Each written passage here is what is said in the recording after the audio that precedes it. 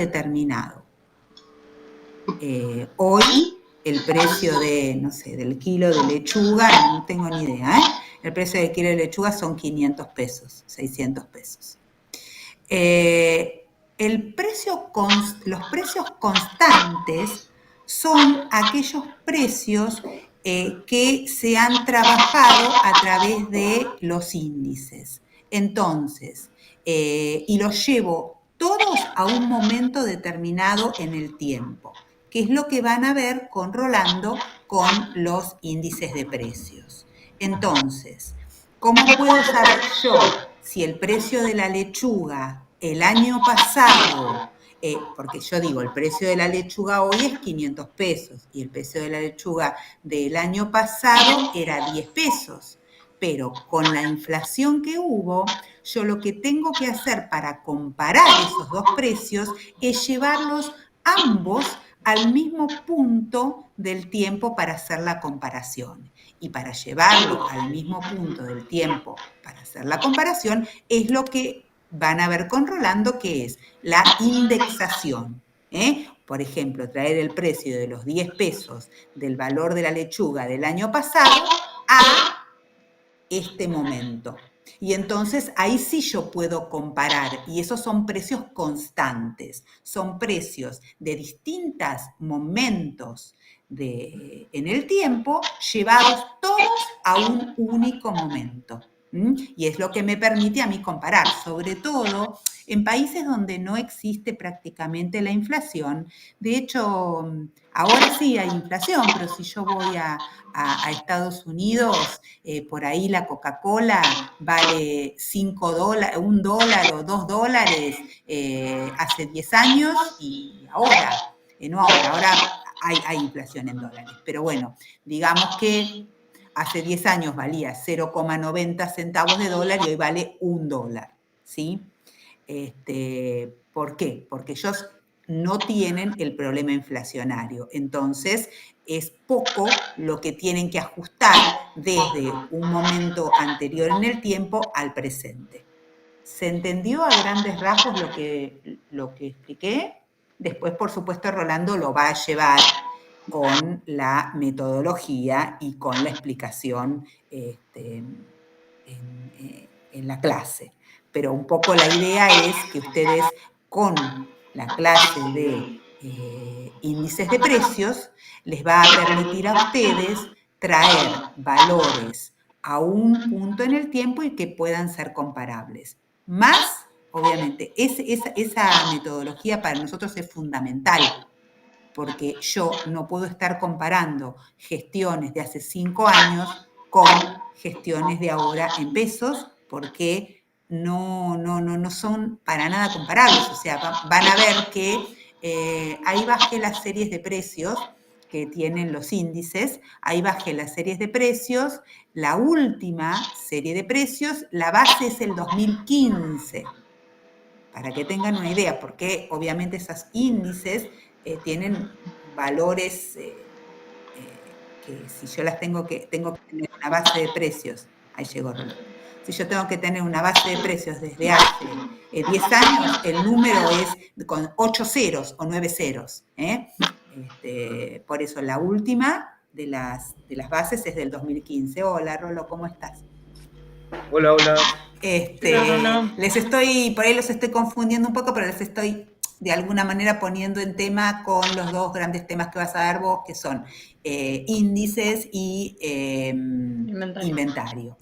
Si querés, Rolo, tengo como para empezar a, dentro de hacer la clasificación del inventario y hablar de capital fundiario y capital de explotación. ¿Vos eso lo Bueno, tenés?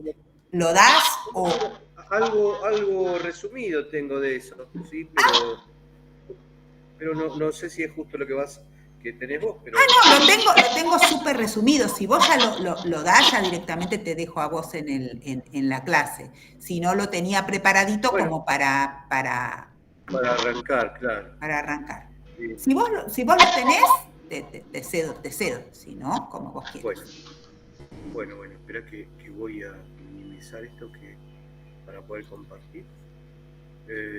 Acá tengo que ir a esta. Pero igual vamos a arrancar con indexación, ¿no? Como vos quieras, Eso, como vos quieras. ese era el primer tema. ¿O Bueno, querés que arranque con...? no, manejalo vos. Yo porque Sí, si está tardabas bien. más, no, Me estaba ahora haciendo la clase se la cedo a Rolo, entonces.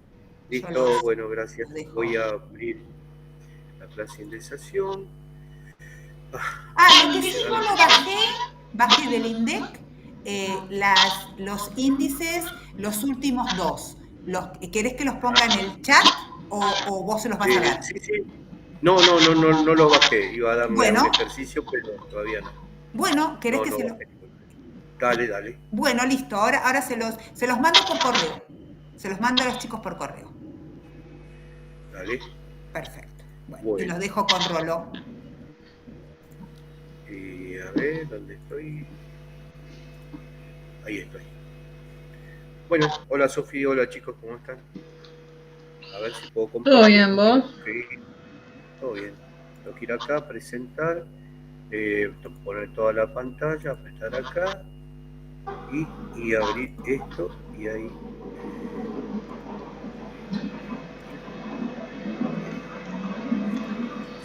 ¿Se ve? Sí. Si querés puedes poner ocultar en el cosito de abajo. Y ocultar acá en el cosito de abajo, muy bien. Y acá lo dejo así. Bueno, arrancamos entonces, chicos.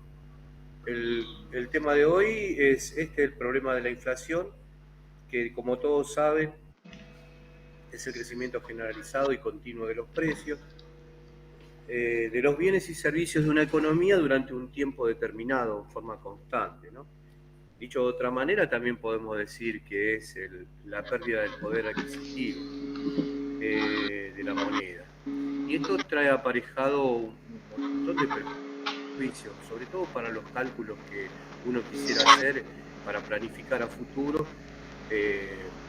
alguna actividad, porque no podemos hacer un cálculo, digamos, con bastante certeza, justamente porque no sabemos en nuestro país cuáles van a ser los índices o la tasa de inflación, ¿no? Entonces, en la primera clase Patricia les había explicado que hay una fórmula para calcular el interés real.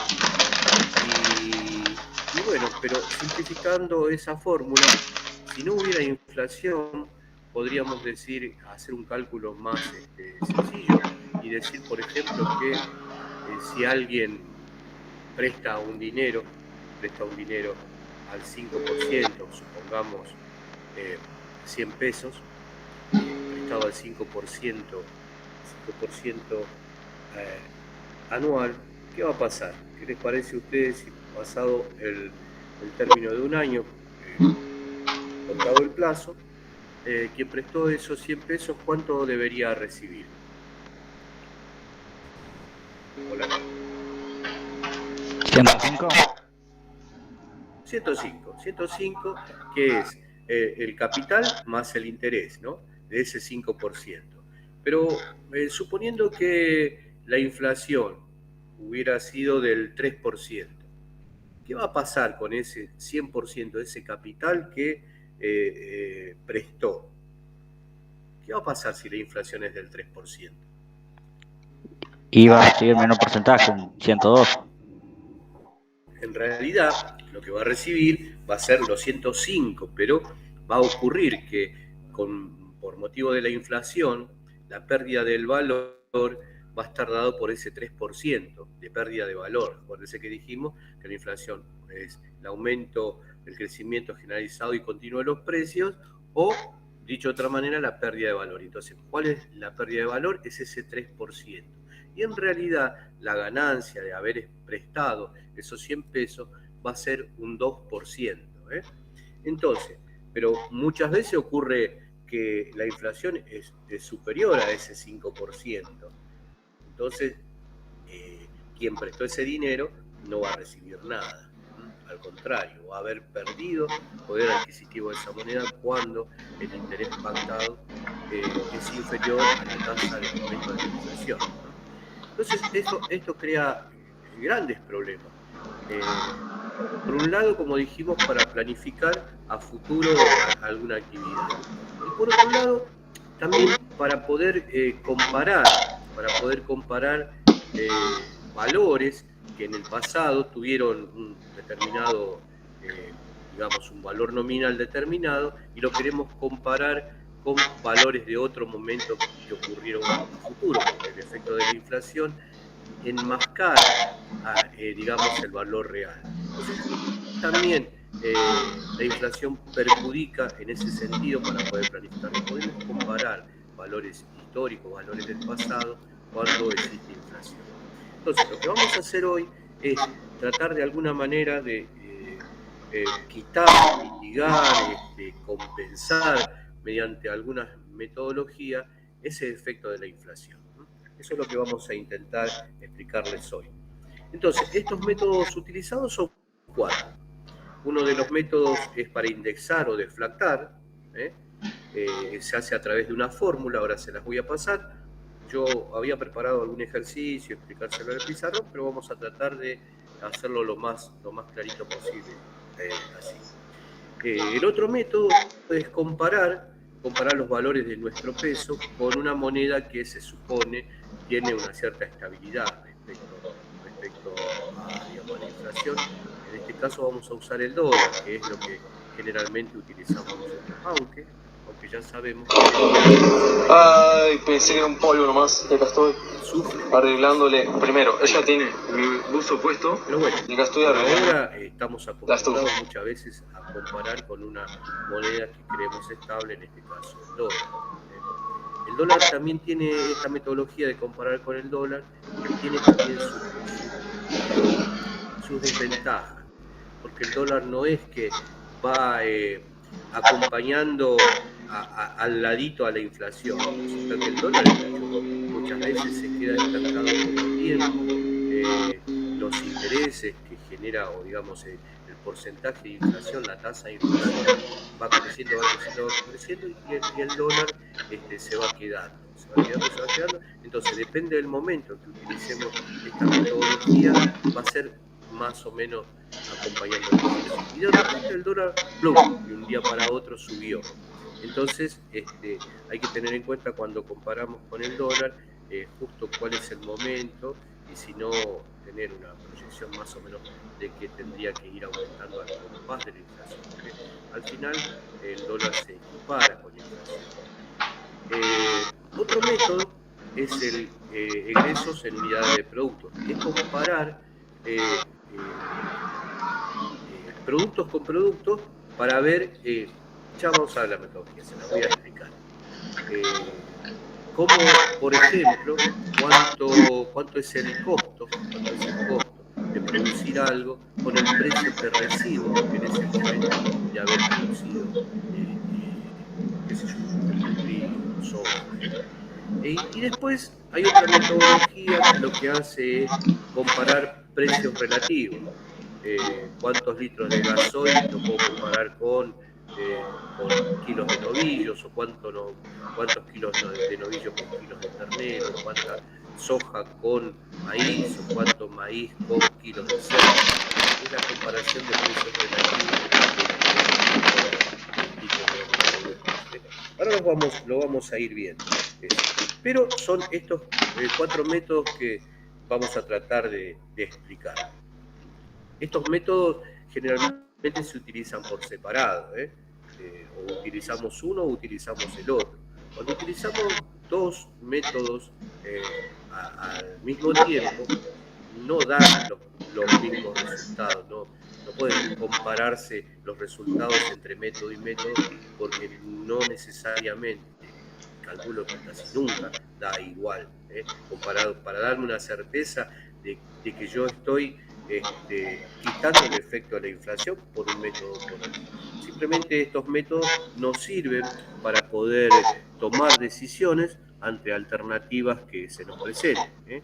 Entonces, de acuerdo a, digamos, justamente a qué es lo que quiero yo hacer comparaciones y qué es lo que quiero clasificar, algunos de estos métodos me va a servir en algún momento uno mejor que otro. Miremos esta tabla. Fíjense ustedes que acá hay en un periodo determinado del año 95, 96, 97, 98 y un costo total de gasto de combustible del año, ¿no?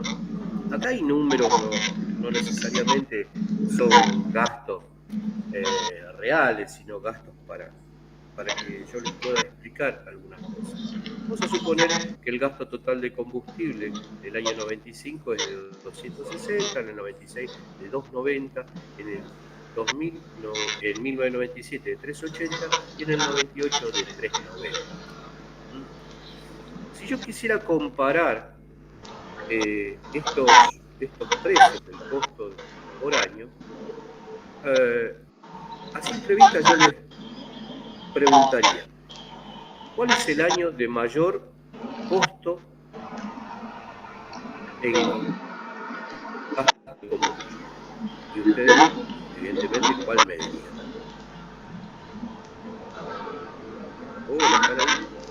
Yo no lo veo, 98. El del año 98, dirían 390 pesos por año, así. En esta mirada simple, esta simplista, si se quiere, ustedes están comparando periodos distintos con costos distintos, ¿no? Pero sabemos que hay inflación, entonces nos están faltando datos para poder tener alguna otra cosa para poder estar más o menos tener claro cuál fue el año de mayor costo de combustible.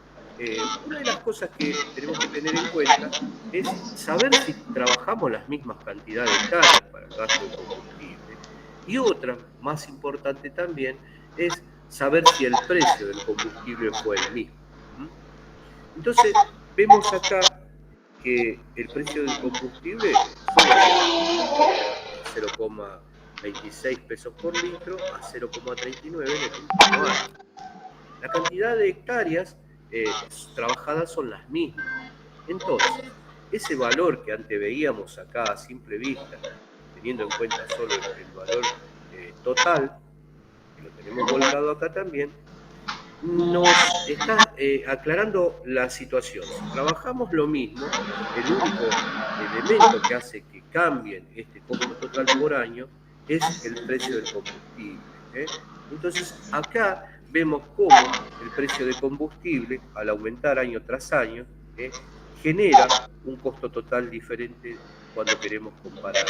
Entonces, dos cosas que tenemos que tener en cuenta si queremos hacer una comparación en periodos de años distintos, o de meses, o de semanas, o de cada 2 o 3 años. Entonces, uno es ver los precios que tiene el producto, en este caso el combustible, y ver si se fue utilizado con la misma intensidad, la misma cantidad, con el mismo trabajo que en este caso realizamos. Vemos que el mismo trabajo hicimos para todos los años, entonces es evidente que el costo total está determinado por el precio. Entonces, acá no podemos a simple vista determinar si este es el año que tuvimos mayor gasto de combustible, porque tendríamos que compararlo con algo estable. Y al haber un aumento de precio, esto es debido a la inflación. Entonces, no podemos comparar este con este. Quizás a valor constante, a un valor de posibilidades de comprar la misma cantidad de litros, quizás este sería el año de menor gasto, ¿no? Pero no lo sabemos. Entonces vamos a tener que aplicar alguna metodología.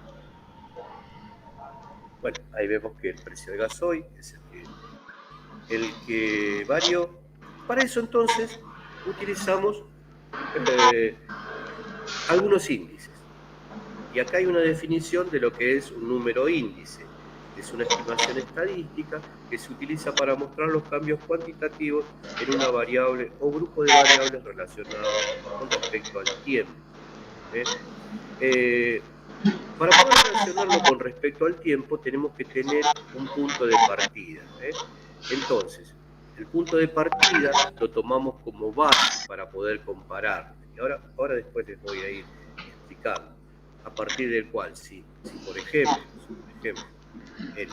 tomamos como base este año, 1995, y este es el punto de partida, este sería la base de comparación. Todos los números que están debajo de este en el futuro, lo vamos a comparar con este. Quiere decir, vamos a hacer algunas simples cuentas. Fíjense acá que esto es, creo que lo tengo controlado, explicado de otra manera, pero fíjense acá que de 0,26 a 0,29 hay un aumento de 0,03 pesos por litro. Entonces, si yo hago una cuentita simple de regla de 3 simple, voy a decir que si 0,26 pesos es el 100%, el aumento que hay hasta 0,29, que es 0,03, ¿a cuánto equivale en porcentaje de aumento? Entonces hago la reglita de 3 simple y me va a dar que, bueno, no tengo la cuenta hecha, por ahí creo que la pueden sacar. Sería 0,26, 6%, 0,03 por 100 dividido 0,26. ¿Alguien la tiene? Yo por acá, en algún lado es el 11%, 11,5%. ¿Entienden cómo lo hice? Sí. ¿Sí? Bueno, ahora lo tomamos siempre como base.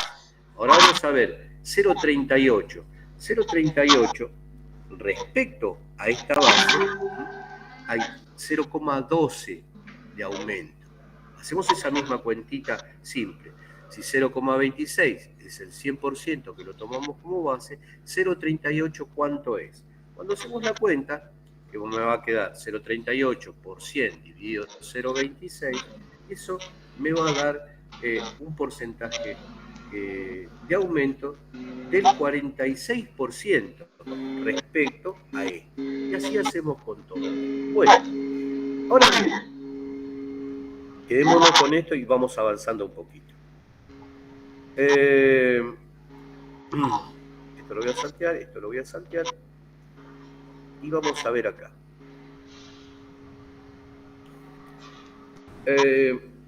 Utilizamos nosotros para la fórmula que va a corregir el efecto de la inflación los índices de precio. Los índices de precios se refieren a la variación del valor monetario de distintos productos con respecto al tiempo. Fíjense ustedes acá que nosotros tomamos un solo valor de producto, el del gasoil. Un solo producto, el del gasoil. Nosotros decimos que los índices de precio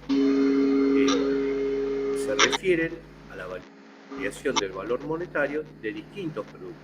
Entonces, esos índices pueden ser simples o pueden ser compuestos. El caso que vimos en el gasoil es un índice simple. ¿Qué miden los índices?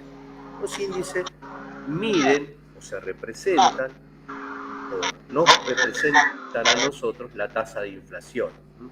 Ahora, veamos este cuadrito. Fíjense ustedes que es un poco lo que yo les quería explicar antes. Si nosotros tomamos como base el año 95 y decimos que el precio era 0,26 y hacemos esas cuentitas que yo les fui explicando, no terminé de hacerlo acá, pero calculo que lo pueden ir entendiendo. Si no me entienden, por favor córtenme porque no quiero avanzar si no me entienden. Hola. No se entiende, profe, pero se escucha un poco bajo. ¿Se escucha bajo? Un poquito. Capaz Bueno. se puede subir el volumen. ¿Todos me escuchan bajo? Ahí está mejor. Bueno, me acerco un poquito más. Bueno, me acerco un poco más el micrófono. ¿Se entiende entonces de dónde salen estos números índices? Sí, sí. Hola. ¿Se entiende que 111 es de comparar este con este? Es el 146 comparar este con este y el 150 es comparar este con este. tomamos este inicial como base para comparar los otros precios. ¿Se entendió? Sí. Bueno, a estos números los llamamos índices. Los llamamos índices, que es lo que nos va a estar marcando el porcentaje de inflación.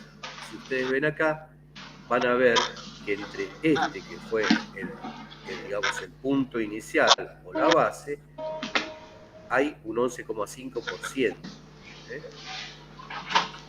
El porcentaje, y esto nos está indicando cuál es el porcentaje de inflación. Nosotros comparamos este 146,1, que es, digamos, el índice de precio del gasoil, vamos a ver que comparado con el punto base hay un 46,1%, y si vemos el último hay un 50%.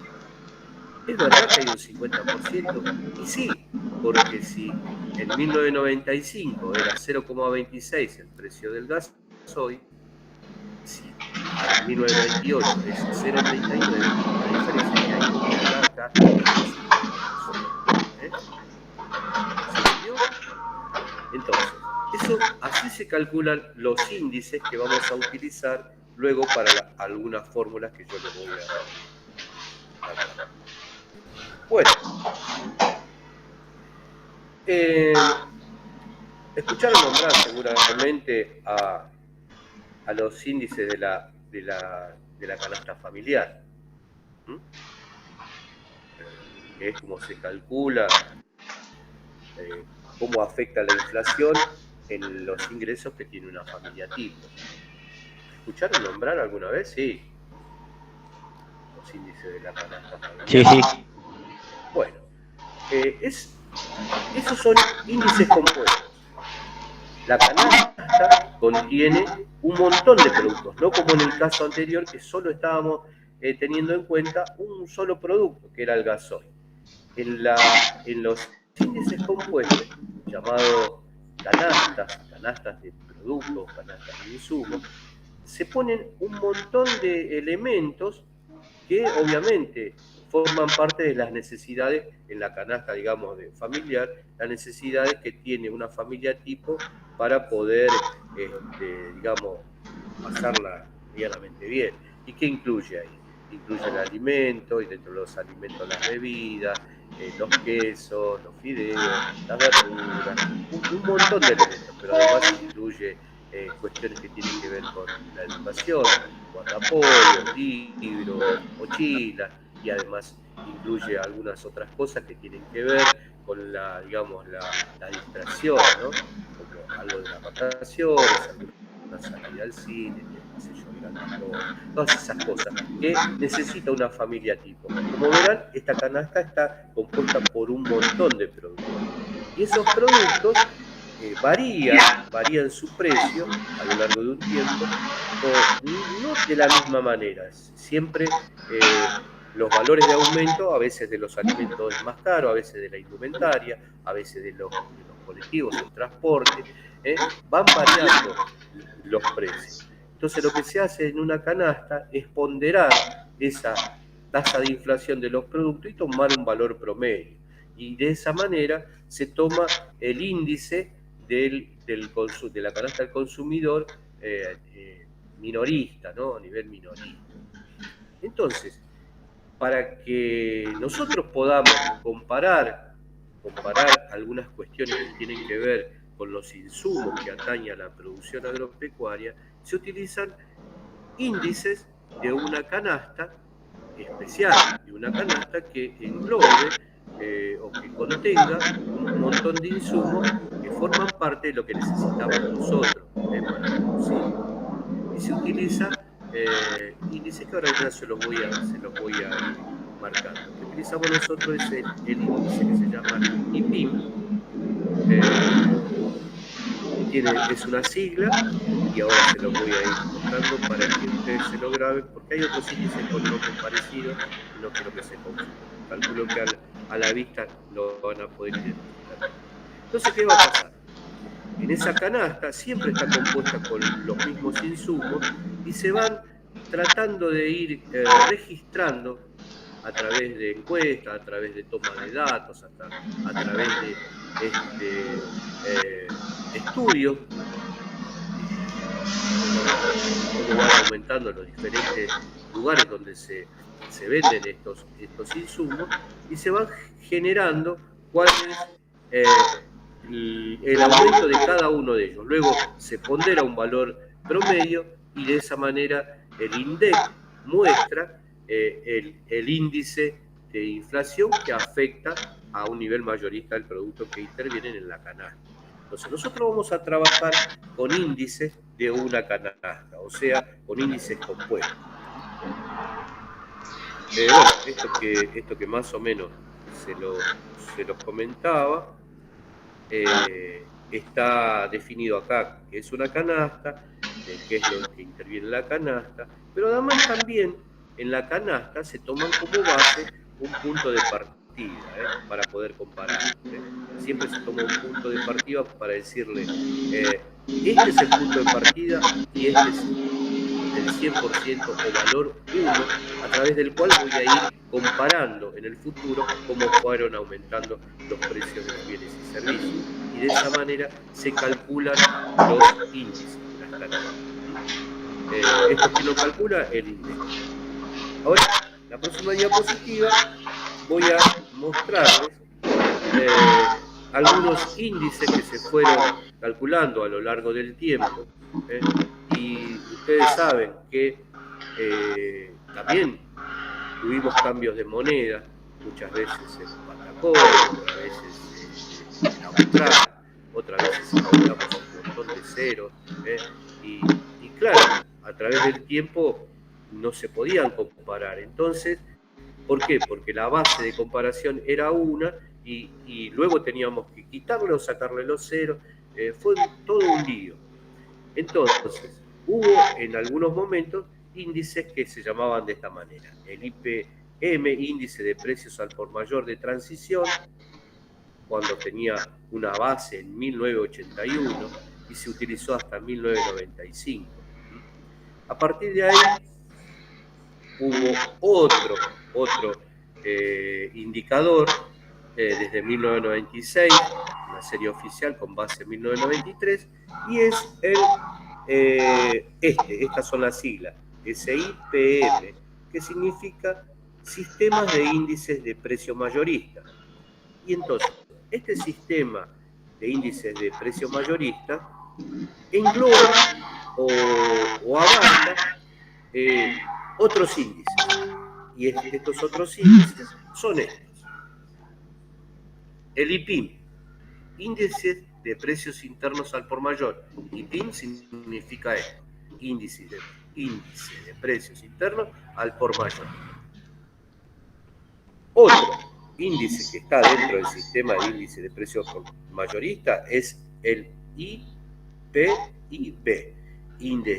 índice de precios internos básicos al por mayor. Y otro es el IPP, índice de precios básicos del productor. ¿Qué es lo que lo diferencia uno de otro?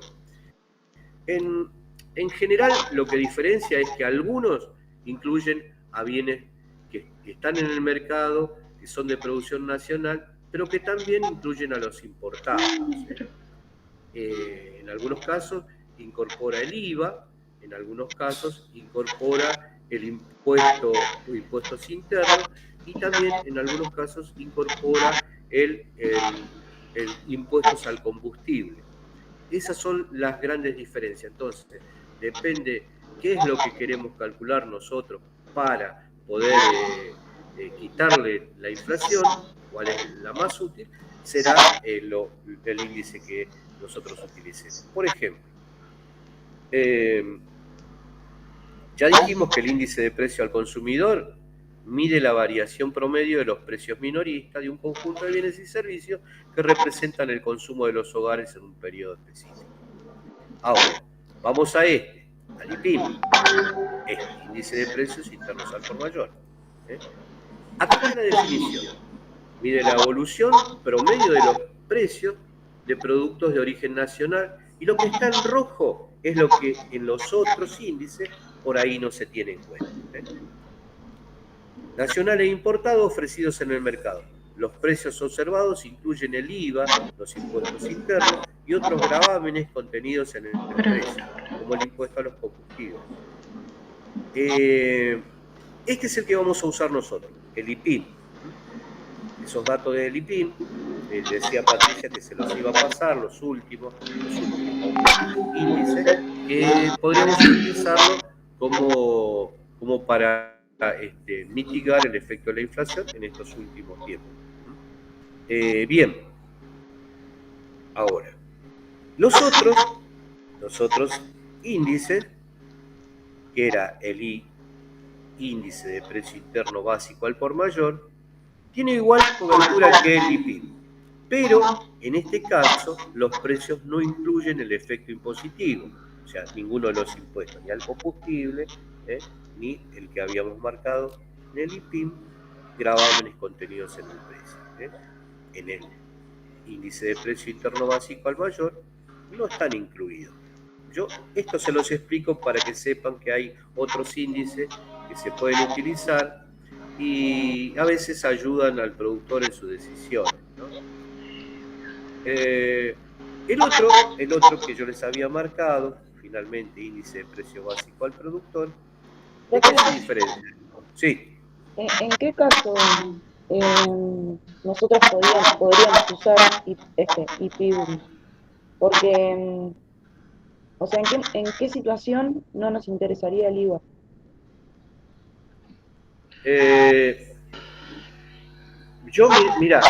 Generalmente usamos el IPIN porque incluye el IVA, pero en este caso, vos fijate que el aumento del combustible en este momento hace que el impuesto al combustible aumente porque es un porcentaje del precio del combustible, ¿no? Si nosotros desligamos vamos a suponer, cuando nosotros generamos un producto y queremos saber cuál es el precio real de ese producto para poder compararlo en el futuro y decir, estamos produciendo bien, esta es la metodología que estamos utilizando para producir bien. Si nosotros desligamos al índice que utilizamos para comparar el valor del combustible y el impuesto del combustible, estamos acercándonos más a determinar si lo que producimos lo estamos haciendo bien. Ahora, si nosotros utilizamos el IPIN, que era el anterior, y acá incluye el IVA, incluye gravámenes internos de otros impuestos, inclusive el impuesto a los combustibles,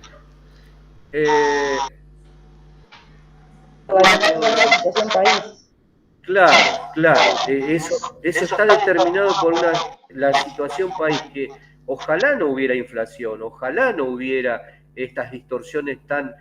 fíjense que ayer o anteayer el combustible valía un precio y hoy vale otro totalmente distinto, pero demasiado, extremadamente distinto. No es que... y es en porcentaje dentro de la canasta que influye a nuestra digamos, producción, es el que más aumentó. ¿Se entiende? Entonces, cuanto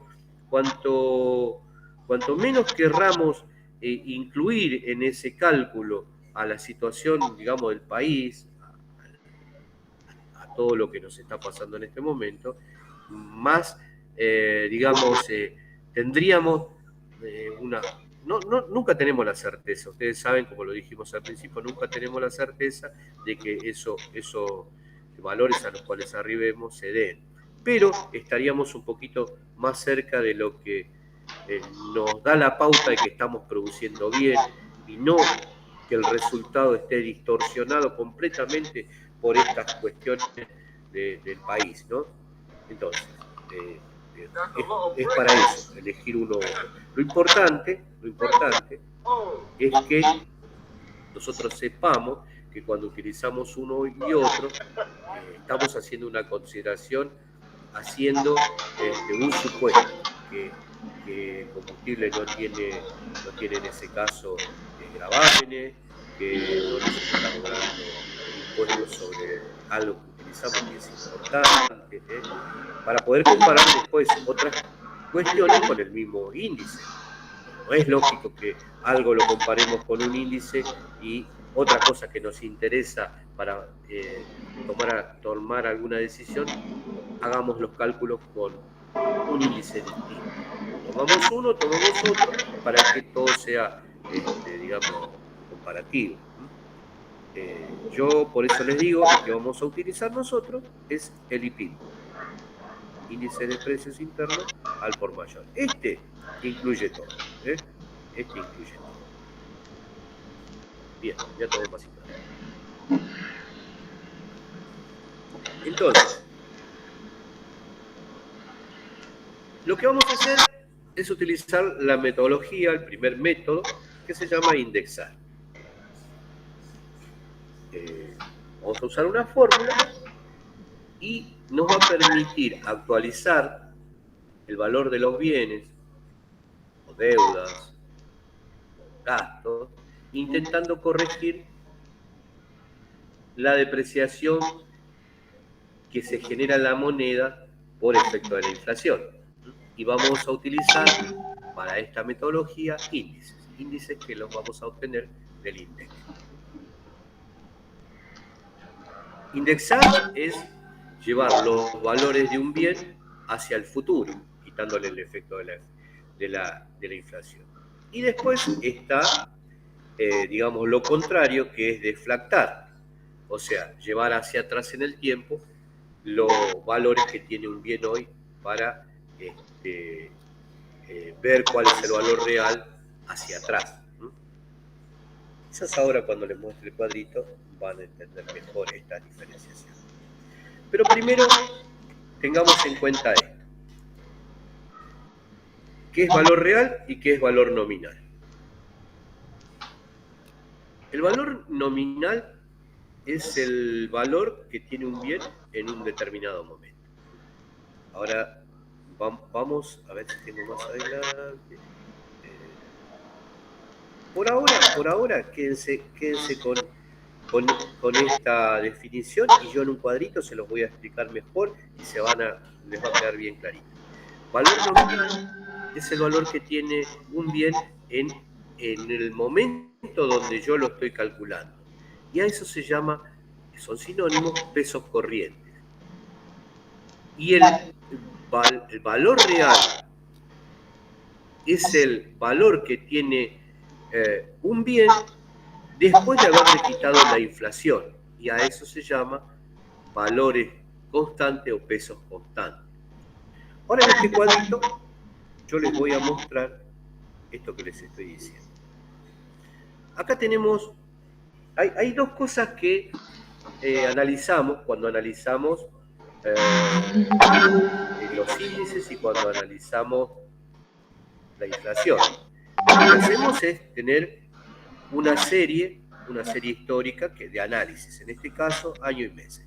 Vamos a considerar diciembre del 2012, enero del 2013, febrero del 2013, marzo del 2013. Esto sería una serie de tiempo de los cuales vamos a analizar. Y esto sería una serie de precios, una serie de precios. Bien, nosotros dijimos que había una definición que me hablaba del valor nominal o pesos corrientes que son sinónimos.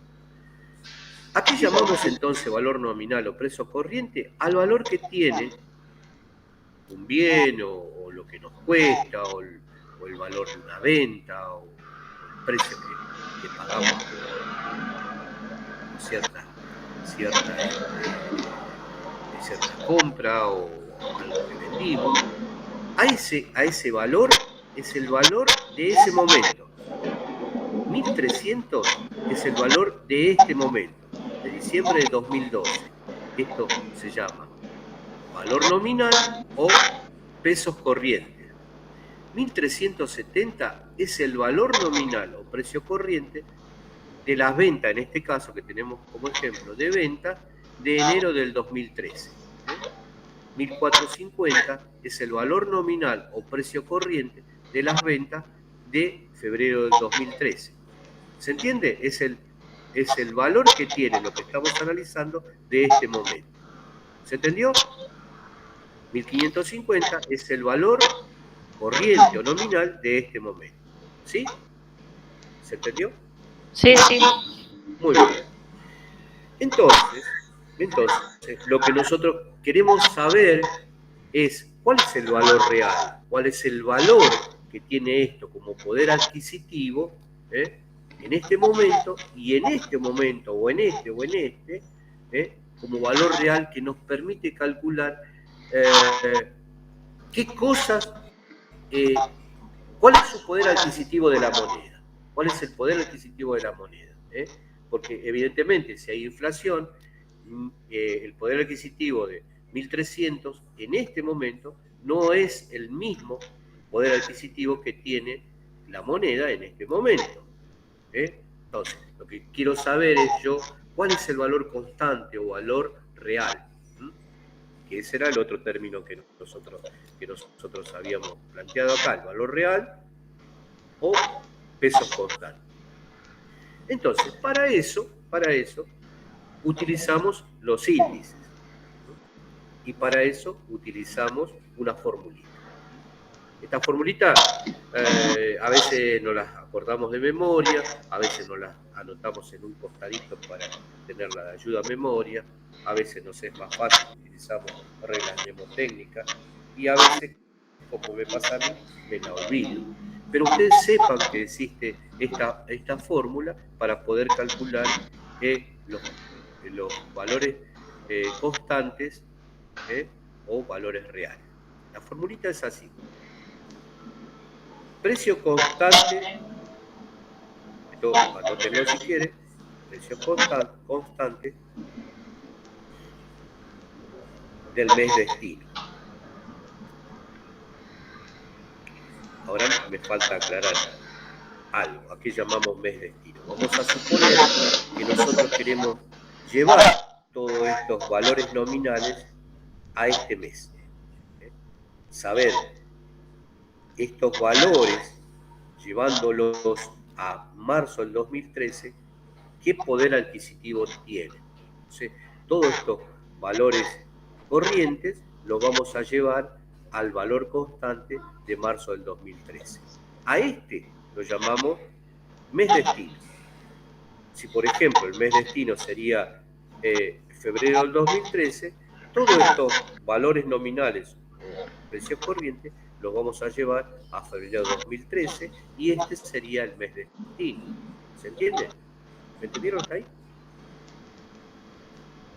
¿Sí? ¿No? ¿Sí? Bueno. Ahora, la fórmula continúa. Precio constante del mes destino es igual a precios corrientes del mes origen por un coeficiente. Por un coeficiente. ¿Cuál es el precio corriente del mes origen? En este caso, si nosotros tenemos 1.300, este es el mes origen para llevarlo a marzo del 2013.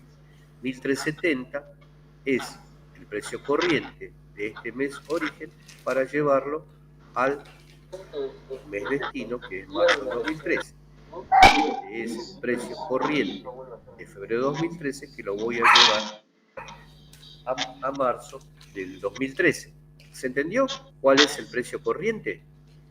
Es el precio que dijimos de cada uno del momento que estamos analizando. ¿Se entendió? Sí. Bueno, entonces, la formulita es esta. Precio constante del mes destino, queremos saber cuál es el precio constante a este mes, va a ser igual al precio corriente del mes origen multiplicado por un coeficiente. Bien, ahí tenemos la fórmula. Ahora queremos saber cómo está formado ese coeficiente. Y acá vemos. El coeficiente Una vez que obtenemos este valor, lo vamos a poner acá y hacemos la multiplicación y tenemos el precio constante. El coeficiente está formado por el IPIN del mes destino. ¿Qué quiere decir el IPIN del mes destino? Quiere decir el índice del mes destino. Ahora, ¿de dónde saco esos índices? Estos índices me están marcando la inflación, y lo saco del INDEC. Me voy al INDEC, después yo les voy a pasar, si quieren, la ruta para entrar al INDEC, si no ponen directamente INDEC y buscan ahí, van a encontrar. Después, ahora se lo simplifico diciendo que estos índices, estos no son sacados del INDEC, son valores para hacer un cálculo, para que sea práctico, ¿no? Pero vamos a suponer que todos estos índices están sacados del INDEC, no, están detallados en series históricas y en series de precios. Entonces, este valor del índice o el IPIN que vamos a utilizar de la canasta mayorista es la que corresponde a diciembre del 2012. Este índice es el que corresponde a enero del 2013 y este es el que corresponde a enero del 2013 y este a marzo del 2013. Entonces, fíjense los colores. La fórmula, el IPIN del mes destino, sustituimos el mes destino, este es el IPIN del mes destino. El índice, este mes. Dividido el IPIN del mes origen. El IPIN del mes origen es este. Le voy a llevar esto. Y acá está expresada la fórmula. Miren. La fórmula nos dice que el valor constante para este periodo es igual a pesos corrientes del mes origen. Pesos corrientes del mes origen. Multiplicado. El coeficiente es IPIN del mes destino. 139 viene del índice del mes destino. Dividido el IPIN del mes origen. Es el índice de este periodo. ¿Se entendió? ¿No? Sí, sí. Vamos de vuelta, Vamos de vuelta si no lo entendieron, porque en función de esto van a ser los problemas, es como ustedes van a utilizar esta fórmula para, a través de los índices, indexar o deflacionar y poder comparar. Bueno, lo mismo hacemos con este periodo. Queremos saber cuál es el precio constante de este precio corriente. Vamos y aplicamos la fórmula de nuevo para el cálculo. Precios corrientes del mes origen. Ya sabemos. Precio corriente del mes origen es este. Sí. Entonces, sí. Entonces, cuando estás indexando, en realidad estás inflacionando sería el precio corriente del mes de origen.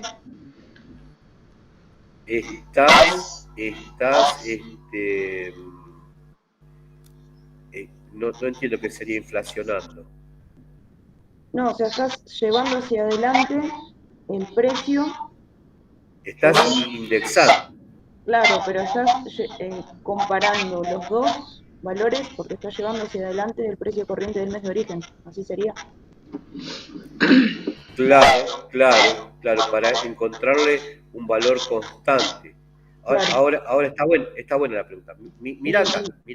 Ahí va. Vamos a suponer que yo te digo cuál es de estos periodos el periodo de mayor venta. ¿Cuál sería acá el periodo de mayor venta? En esta columna. Si trabajáramos con valores corrientes, con valores nominales, que serían del momento, estaríamos comparando ventas de estos momentos. ¿Cuál sería de esta serie de de precios de venta, ¿cuál sería el periodo de mayor venta? Si comparo esto y esto, esto y esto.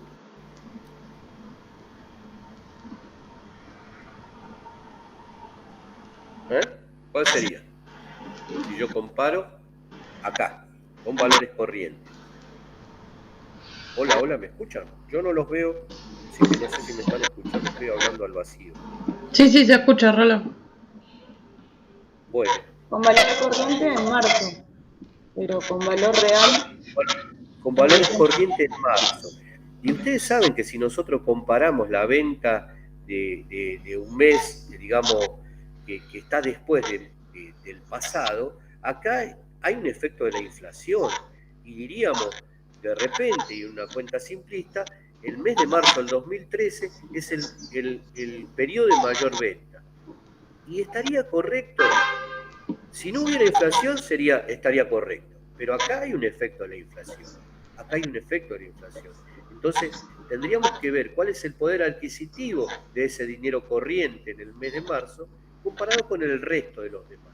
Es por eso que utilizamos los índices que incluyen la inflación respecto, bueno, a un punto de partida. Ahora, si nosotros hacemos lo mismo para cada uno de los periodos, miren lo que pasa acá. Vamos a aplicar esta misma formulita acá. Precios corrientes del mes origen, 1370. Multiplicado por el coeficiente. El coeficiente es IPIN del mes destino. IPIN del mes destino. Dividido IPIN del mes origen. IPIN del mes origen. Cuando yo hago esta cuentita, el valor que me da es este. Lo mismo voy a hacer con esto. Lo mismo voy a hacer con esto. Entonces, fíjense que lo que varía, en este caso, siempre es el denominador porque el numerador queda igual. El numerador queda igual, porque estamos llevando al mes destino. Si en algún cálculo ven que este valor cambia, está algo mal, lo están interpretando mal. Este valor siempre queda igual. Este valor siempre queda igual. Lo que va variando es el IPIN del mes origen. Esta comparación va variando. Y fíjense al final que el IPIN del mes destino es igual al IPIN del mes origen, con lo cual el precio corriente es el valor constante que tiene en ese momento, porque se supone que no hay variación en ese momento, salvo de un segundo a otro segundo, pero existe en ese momento digamos, el valor del valor nominal o pesos corrientes es igual al valor real en ese momento. Porque acá se supone no actuó la inflación. ¿Se entendió? ¿Sí? Sí. Ahora, si nosotros transformamos mediante esta fórmula a valores constantes, y estos son los resultados que obtuvimos, esto es lo correcto, poder comparar esta serie de análisis con estos precios corrientes o nominales, quitándole el efecto de la inflación mediante esta fórmula y los índices. Entonces acá estamos comparando ventas constantes o valores constantes o valores reales. Entonces acá sí podemos decir cuál es el periodo de esto de análisis de mayores ventas. ¿Cuál sería?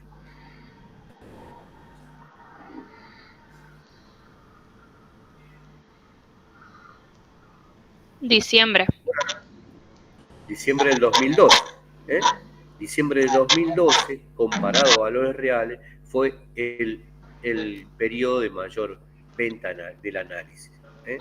Fíjense ustedes que si nosotros hubiéramos utilizado valores corrientes de ese momento, estaríamos haciendo una mala interpretación de cuál es el año y el mes de mayores ventas.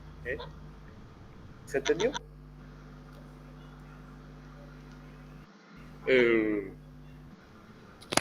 Sí. seguramente que si después leen los apuntes, van a estar un poquito más reforzados. Y cuando hagan los ejercicios, mejor todavía. Bien, esta es una metodología utilizando esa formulita, ¿no? Se la tienen que acordar, copiar, recordársela, utilizar una regla mnemotécnica, pero sepan que existe y que es la que se utiliza para poder indexar la inflación. Yo les decía deflacionar. Deflacionar es llevar los valores de un momento hacia atrás. En ese caso, lo que tendríamos que hacer, si queremos, es llevar estos valores a diciembre del 2012. ¿Y qué pasaría? Cambiaría lo que sería el lugar en esta fórmula.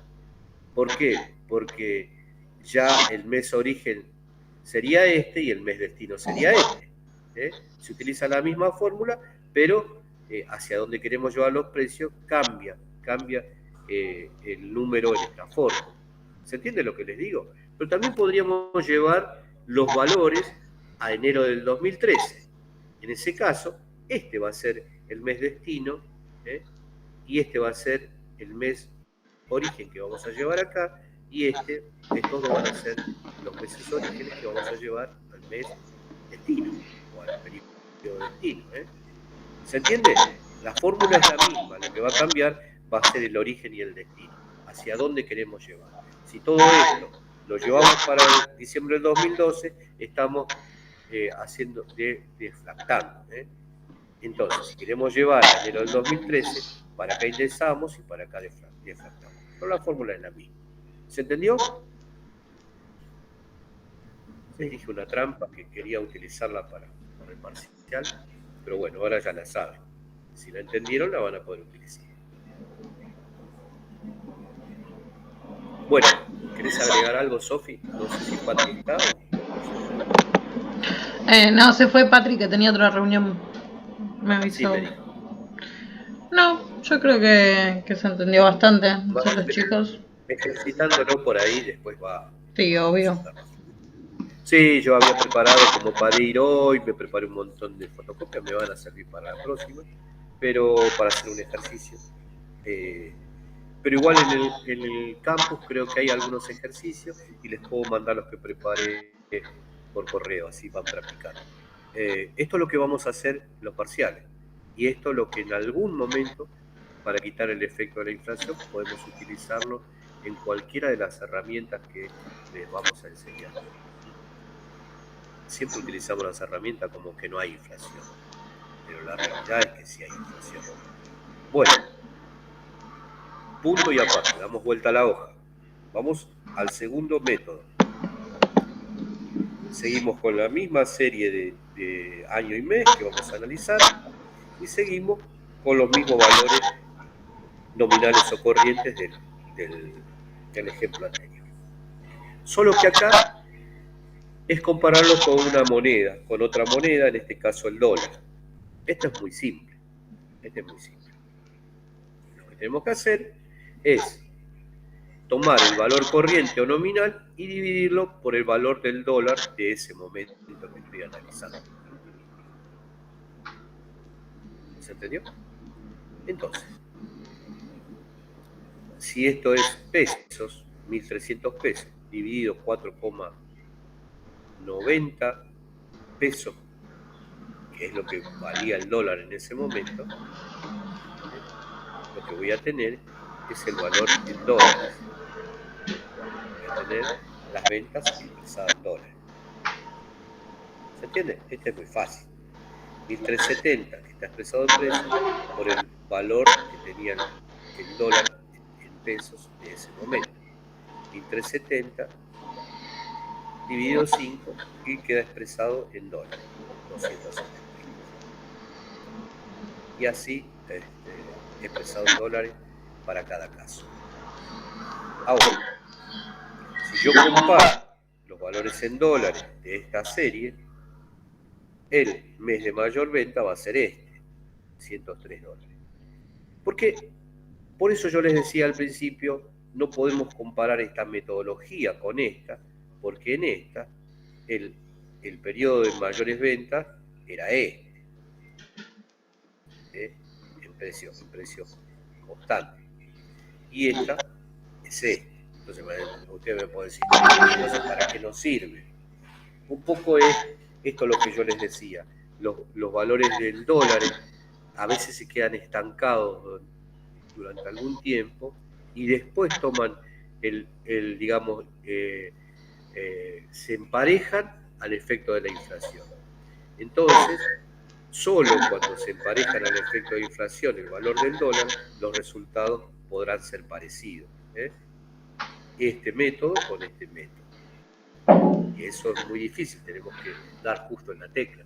A veces el dólar se queda estancado por un montón de tiempo y la inflación va aumentando, pero el dólar no se mueve. Tiene sus pros y sus contras, pero se puede utilizar. Muchas veces, cuando se trata de análisis a largos periodos, el valor del dólar se equipara a la inflación.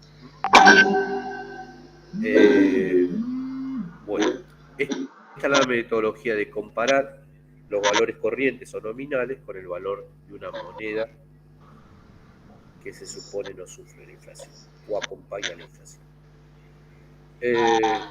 ¿Alguna duda con esto? Este es muy fácil. Bueno. Esto creo que es más habitual que lo hagamos. Sí, eso lo hacemos generalmente. Pero a veces es tanto como ahora qué sé yo, no sé, por decir algo. Uno tiene un valor en dólares de un tractor, de una camioneta, que es lo más, o de un auto, que es lo más habitual, lo más corriente, y lo tiene estipulado en $10.000.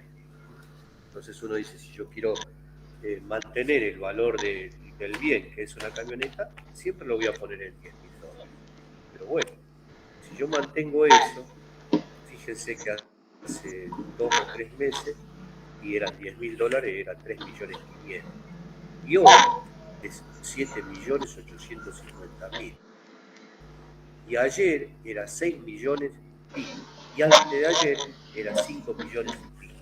Si yo lo quiero mantener el valor actual. A veces no es sobre todo cuando hay mucha inflación, es irrisorio, es incomparable, no se puede. Pero a la larga los precios se equiparan al valor del dólar, y ya vamos a ver que cuando nos metamos a hacer el inventario es conveniente muchas veces hacer una columna y expresar los valores en dólares. Bueno, este es el segundo método. Vamos al tercer método que habíamos dicho. En este caso, lo que hacemos es comparar el costo de alguna producción, en este caso soja, comparado con el precio, que recibimos. Estamos comparando unidades de egreso con unidades de ingresos, egreso contra ingreso. Vamos a suponer que en esta serie histórica del 2010 al 2013, el costo en valores corrientes, valores nominales, para producir una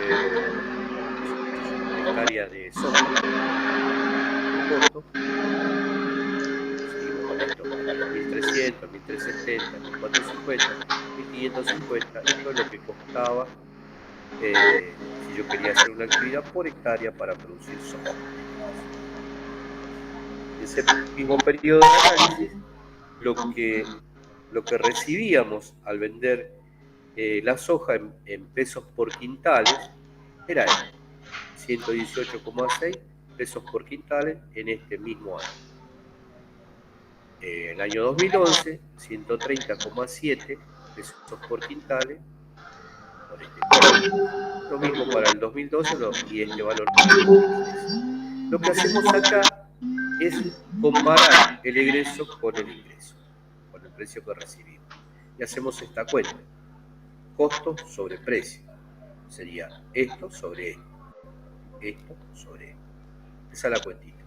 Entonces los remarco, esto sobre esto, porque después nos olvidamos con los nervios, porque les dimos una repasadita así nomás, porque no hicimos ejercicio. Y bueno, el parcial es hoy a la tarde y a la mañana. Bueno, a esto le doy una mirada así nomás. Cuando uno le da una mirada así nomás, las cosas muy sencillas son las que después nos dan los resultados más negativos. No va a servir, son pelotazos en contra. Es un gol que comemos. Entonces, acuérdense, es costo sobre precio. Vamos a ver las unidades. Cuando hablamos de costo sobre precio, es pesos dividido hectáreas, o sea, pesos sobre hectáreas dividido pesos sobre quintal. Lo que hacemos es esto dividido esto, para ver las unidades. ¿Qué es lo mismo que decir? Pesos por hectárea multiplicado por quintales por peso. ¿Qué es lo que hice acá? Esto que estaba, digamos, dividiendo lo paso todo multiplicando, pero invierto el orden de los, digamos, de acá, de la unidad.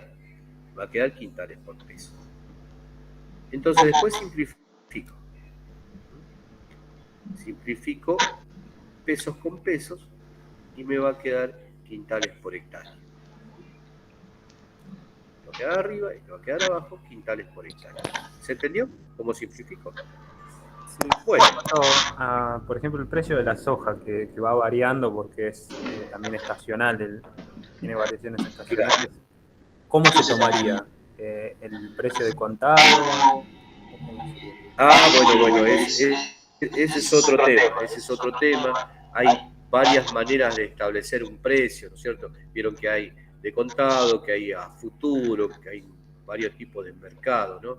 Entonces, cuando elegimos uno, después todas las comparaciones tenemos que hacerla de la misma manera, no podemos tomar el precio de contado y después querer compararlo con el precio a futuro. Tomamos a futuro. En los mismos momentos, en el mismo periodo. Eso después lo determinamos, pero sabemos nosotros que las comparaciones van a estar dadas por algo que yo elegí. Lo queremos hacer sobre el valor del precio de contado hoy, lo hacemos sobre hoy. Si lo queremos hacer sobre una tendencia de alza en tantos días, lo hacemos de ese momento. Y lo comparamos con otro producto de ese momento. Para más o menos poder hacer comparación. Es muy difícil.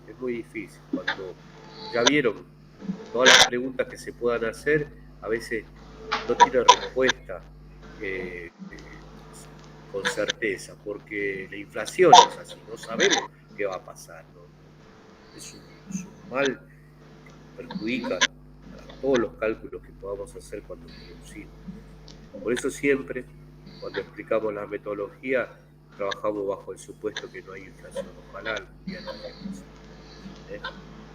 ¿Qué es la metodología que se utiliza?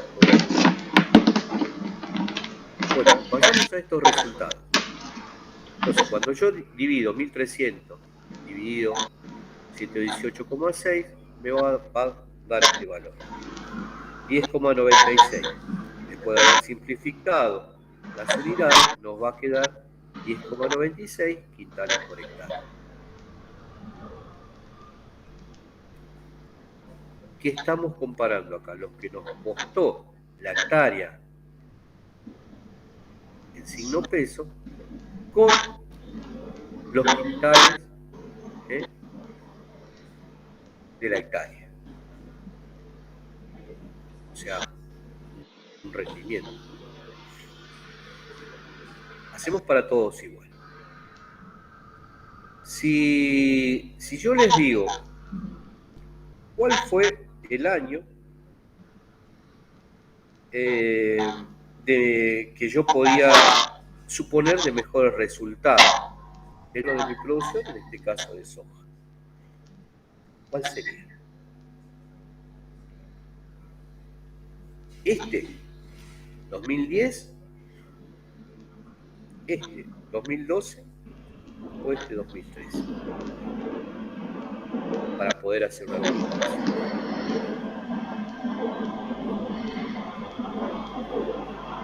¿Qué conclusiones sacaría?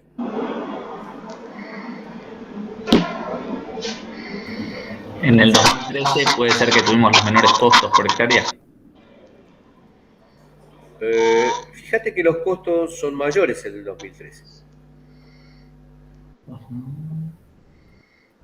Claro, y en quintales por hectárea, digo, fue el menor. En quintales por hectárea fue el menor. Y entonces, ese año tenemos esperanza de, si el precio de la soja es alto, tener mayores. Acá lo que estamos sacando en conclusión es que necesitamos 9,51 quintales por hectárea para cubrir los costos que me representa preparar esa hectárea, ¿no? Para cubrir los costos de preparar esa hectárea. En el 2010 necesito más quintales por hectárea para cubrir los costos que me insumen preparar una hectárea de esa soja. Entonces, como bien decís vos, el año de mejor probabilidad para obtener mayores beneficios es el 2013. ¿Cómo llamamos a esto, a este cálculo? ¿Ya vieron margen bruto? Todavía no, ¿no? No, todavía no. Todavía no. Todavía no. No, entonces, esto se llama, en realidad, rendimiento de indiferencia. Estos valores que logré calcular se llaman rendimientos de indiferencia. Son, en este punto, 10,96 es el rendimiento que yo tengo que tener para cubrir los costos que implican realizar esa producción. Acá no gano ni pierdo. No gano ni pierdo, solamente estoy comparando los costos con el precio que voy a recibir. Y estos quintales que yo produzco son los que me cubrirían el costo de producir ese quintal. ¿Se entiende? A partir de ahí estará mi beneficio. Por eso, en el 2013 hay más probabilidades de que los beneficios sean mejores, porque voy a necesitar menos rendimiento para cubrir los costos. ¿Se entendió? Sí, gracias. Bueno, muy bien. Después que es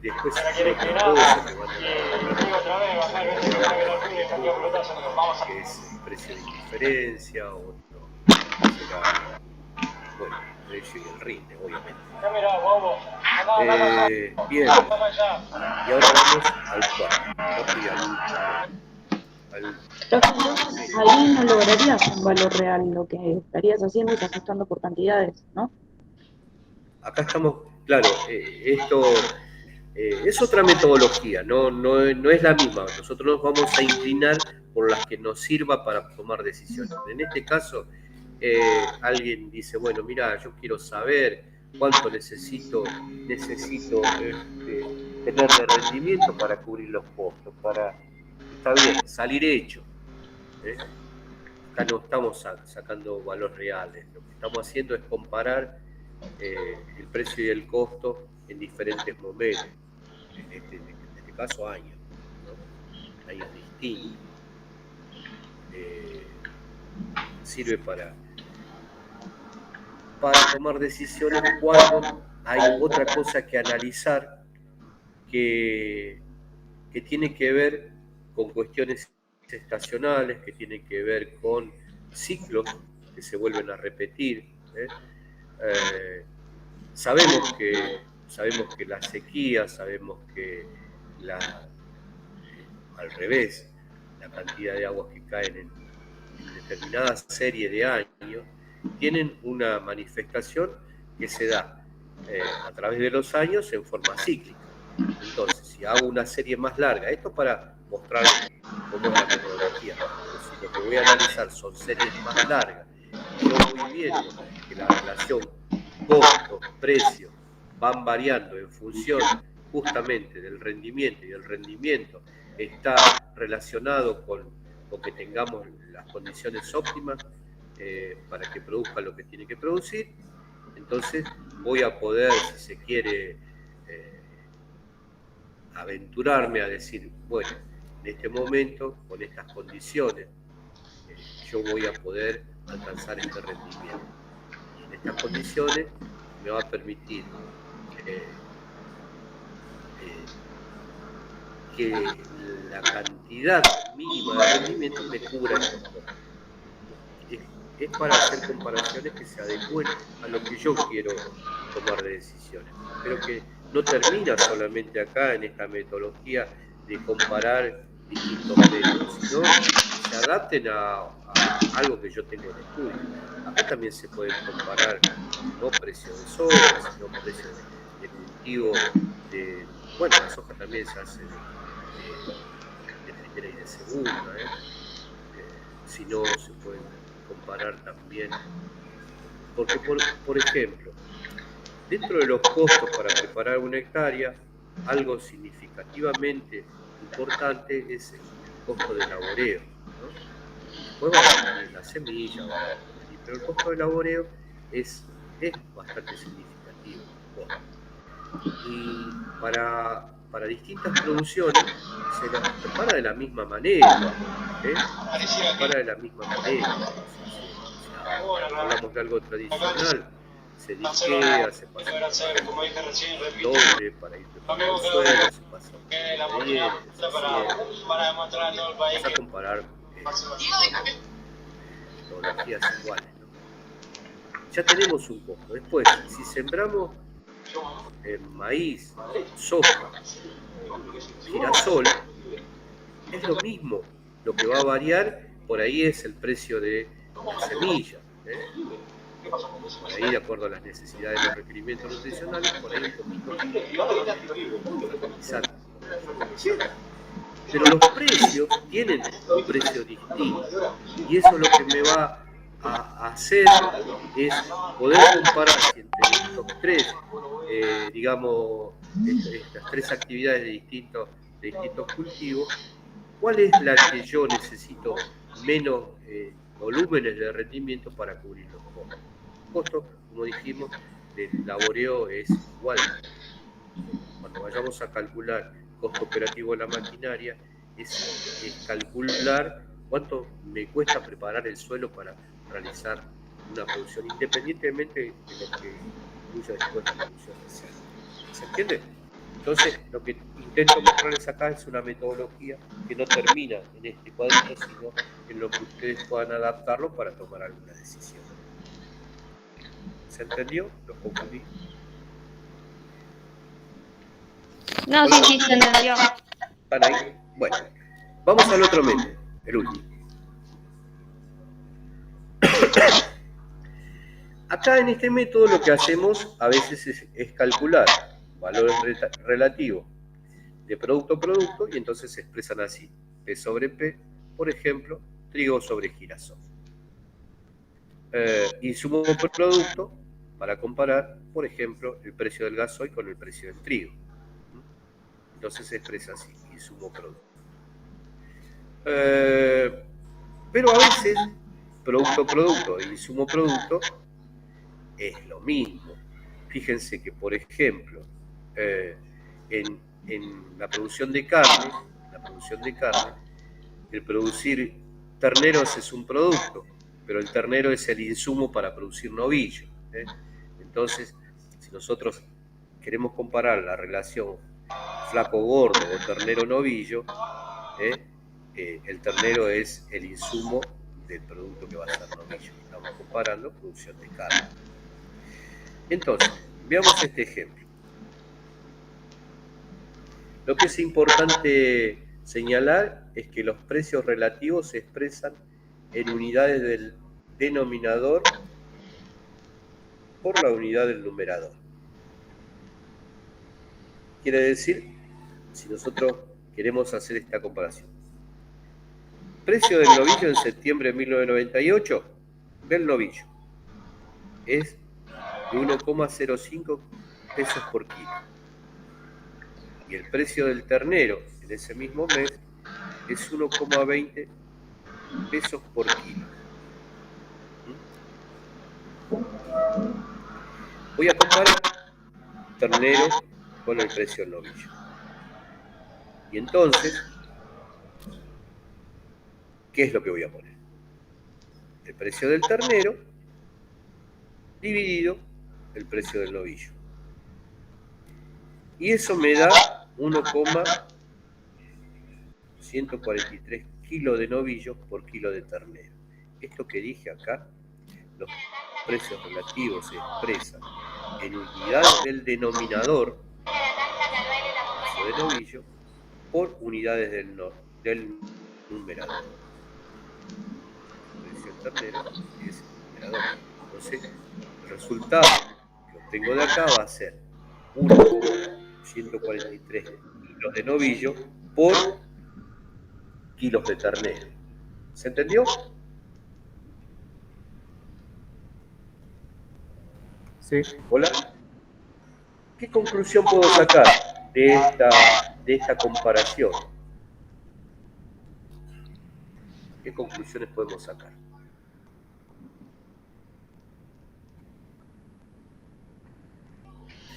A ver, vamos a pensar un poquito.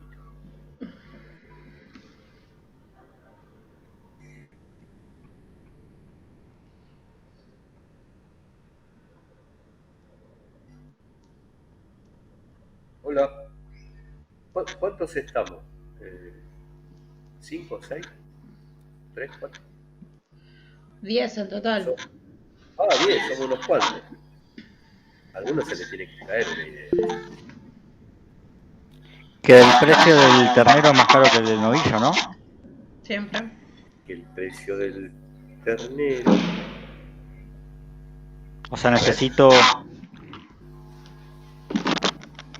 Y si para comprar, por ejemplo, 1 kilogramo de ternero necesito gastar 1,143 kilogramos de novillo. Bien, esa sería una conclusión. Claro, y a partir de acá, si vemos que uno es un insumo y el otro es un producto, se puede determinar qué tan rentable me puede salir la actividad. Muy bien, muy bien, muy bien, muy bien. Esas son conclusiones que se pueden sacar. Perfecto. Esto significa, como bien dijeron ustedes, que con la venta de 1 kilo de ternero se puede comprar 1,143 kilos de novillo. O que hay que vender 1,143 kilos de novillo para comprar y reponer 1 kilo de ternero. O que el precio del ternero supera en 14,3% al del novillo. Y esto nos va a servir después para determinar qué actividad voy a hacer. ¿Sí? ¿Se entendió? Ese es el ejemplo. Bueno, con esto estaría... ¿qué tengo acá? Acá tengo un link como cuando ustedes entran en el INDEC, en la página de INDEC, van a encontrar esta ruta.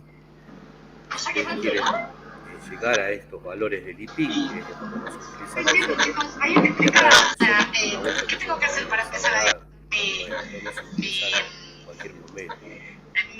Tenemos mucha información, dice precio mayorista, hay informes técnicos, fechas, y podemos extraerlos y empezar a ver qué nos habla. Hay informes constantemente, mensuales, mes vencido, ¿no? Entonces, y nos explica que esta variación es consecuencia. No tanto como vos, mami de bien. Yo soy muy bien, mi amor, muy arriba. Quiero saber cómo fue la definición estando allá desayunando de quién dejó al pan. ¿Quién se hace cargo de esto? No, porque están ahí tirados. Al momento de recreo, rompan las pelotas. Y así podemos leer los informes técnicos y tener una idea de por qué variaron esos índices. Después hay como una solapita que entramos y dice cuadros estadísticos y nos vamos al sistema de índice de precios mayoristas que está con esta sigla SIPF, y ahí adentro encontramos estos índices. Si nosotros pinchamos en alguno de estos, se despliegan series históricas de todos los años, de todos los meses, con estos valores de IP. Y ahí desde donde extraemos nosotros en el momento que queremos tener el índice. Y también hay de precios, por eso le decía, hay valores de series históricas respecto a los índices y hay valores históricos respecto a los precios. Por un lado vamos a tener el precio corriente de ese momento que queremos analizar y el índice de ese momento. Vamos formando el cuadro para después ahora mismo. Dime la arroba de Twitter. Puede hacer búsqueda, entonces ahora quiero presionar datos para mostrarles cómo se utiliza, pero se puede utilizar muchísimos datos para después sacar. Hay un ejercicio y ver si no está actualizado, por ahí lo modificamos con la metodología cómo llegar a esos valores. Que lleva la ceguera. Para que vean. Tengo terapia hace unos cuantos años y he también atravesado terapia con psiquiatra para bajar.